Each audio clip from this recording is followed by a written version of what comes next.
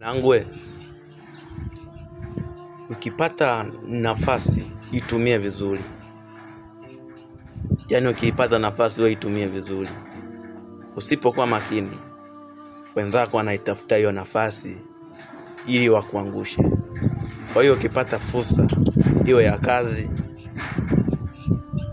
iwe fursa aina yoyote, wewe fanya. Usiangalia wangapi wanakuangalia. Maana hao wanaokuangalia leo, wewe unaoangalia, unaowafikiria kwa watakuonaje? Wao wanafanya mambo yao na yawanyokea bila kukuwazia wewe. Kwa hiyo muda ukiupata utumie, maana muda ukitoka waga urudi.